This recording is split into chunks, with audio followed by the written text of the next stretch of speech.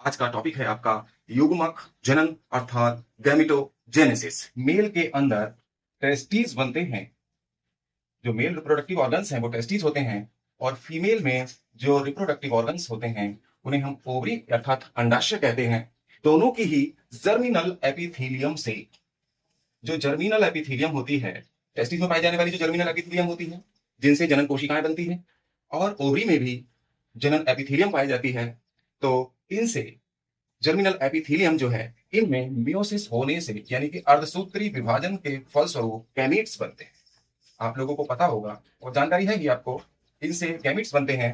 Mail से male gamete बनेंगे जिन्हें हम स्पर्म कहते हैं, और फीमेल से, ओवरी से फीमेल गैमीट होंगे जिनको हम ओवम कहते हैं। तो इस प्रकार टेस्टिस और ओवरी की जो जर्मिनल एपिथेलियम है मियोसिस द्वारा गैमीट्स बनते हैं। इसके निर्माण को हम गैमेटोजेनेसिस अर्थात युग्मक जनन कहते हैं, और मेल में युग्मक जनन को हम स्पर्मेटोजेनेसिस कहते हैं अर्थात शुक्र जनन। जो शुक्राणुओं का निर्माण होगा जर्मिनल एपिथेलियम से, तो इस प्रोसेस को क्या कहेंगे? शुक्र जनन। और जो ओवम का निर्माण होगा अर्थात फीमेल में, इसको हम ऊजेनेसिस कहते हैं अर्थात अंड जनन इसको कहते हैं। गैमेटोजेनेसिस के अंतर्गत, गैमेटोजेनेसिस में कौन कौन से दो प्रोसेस हो गए? एक हो गई स्पर्मेटोजेनेसिस और दूसरा हो गया ऊजेनेसिस।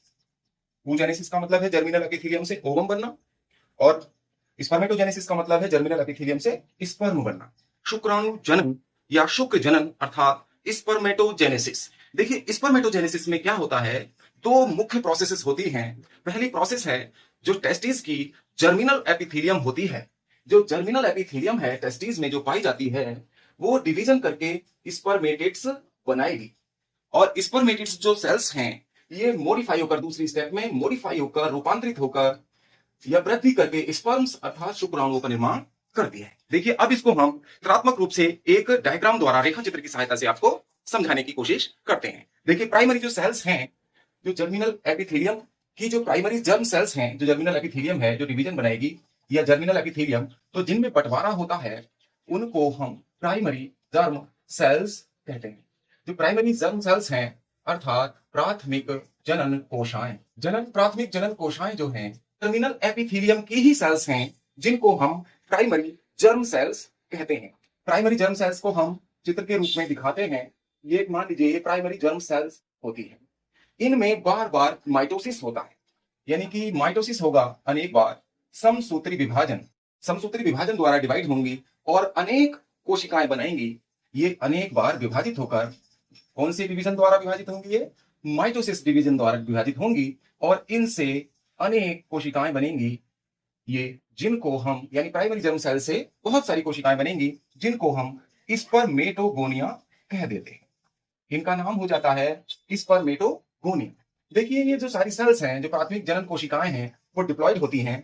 स्पर्मेटोगोनिया भी डिप्लॉयड होती हैं, क्योंकि माइटोसिस में गुणसूत्रों में कोई परिवर्तन नहीं होता, समान रहता है, इसीलिए इसको समसूत्री विभाजन भी कहते हैं। अब देखिए, जो स्पर्मेटोगोनिया है, ये स्पर्मेटोगोनिया की विशेषता है कि ये साइज में क्या होंगी?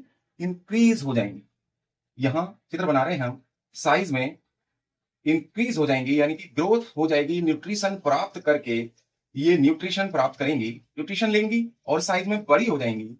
और जब साइज में बड़ी हो जाती हैं तो हम इनको प्राइमरी स्पर्मेटोसाइट्स कहते हैं। ये मान लो साइज में क्या हो गई, इन्होंने साइज में वृद्धि कर लिया, ये साइज में बड़ी हो जाती है। न्यूट्रिशन स्पर्मेटोगोनिया जो प्राइमरी जर्म सेल से माइटोसिस द्वारा बनी, ये जो स्पर्मेटोगोनिया है, ये स्पर्मेटोगोनिया, ये प्राइमरी जर्म सेल से जब स्पर्मेटोगोनिया माइटोसिस द्वारा बनी तो ये साइज में बड़ी हो गई न्यूट्रिशन प्राप्त करके। और इनको जब ये न्यूट्रिशन प्राप्त करके बड़ी हो जाती हैं तो हम इनको प्राइमरी स्पर्मेटोसाइट्स कह देते हैं। इनका नाम है प्राइमरी स्पर्मेटोसाइट, प्राथमिक शुक्राणु कोशाएं, हम इनको कह देते हैं। तो स्पर्मेटोगोनिया से क्या बनता है? प्राइमरी स्पर्मेटोसाइट्स, यानी कि प्राथमिक शुक्राणु कोशाएं।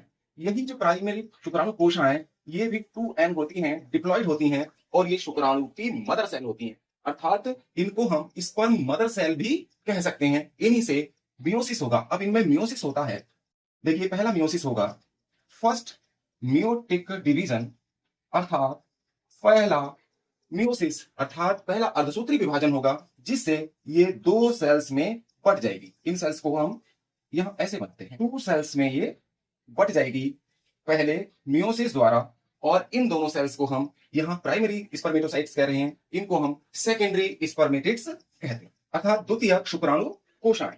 अब द्वितीयक शुक्राणु कोशाओं में सेकंड मियोटिक डिवीजन होगा, इससे दो और इससे भी दो कोशिकाएं बनेंगी। देखिए जब मियोसिस होता है तो ये जो सेकेंडरी स्पर्मेटोसाइट्स हैं ये हैप्लॉइड हो जाएंगी, क्योंकि मियोसिस की विशेषता है, क्योंकि अंतःसूत्री विभाजन में जब कोई मदर सेल बढ़ती है तो उससे जो डॉटर सेल्स बनती हैं उनमें नंबर ऑफ क्रोमोसोम्स जो होता है मदर सेल से जस्ट हाफ हो जाता है, यानी कि मातृ कोशिका की गुणसूत्रों की संख्या पुत्री कोशिकाओं में आधी हो जाती है, इसीलिए इसको हम अर्धसूत्री विभाजन कहते हैं। अब देखिए जो सेकेंडरी स्पर्मेटोसाइट्स हैं ये जो बने हैं इनमें सेकेंड मियोटिक डिवीजन होगा और इससे भी दो सेल्स बनेंगी, इन सेल्स को हम स्पर्मेटिड्स कह देते हैं। तो इस प्रकार चार स्पर्मेटिड्स का फॉर्मेशन हो जाता है। ये जो चार स्पर्मेटोसाइट्स हैं ये मॉडिफाई होकर स्पर्म में मॉडिफाई हो जाएगी, ये स्पर्म की संरचना होती है। इस प्रकार चार स्पर्म्स बन जाएंगे, प्रत्येक कोशिका से चार स्पर्म्स बन जाते हैं।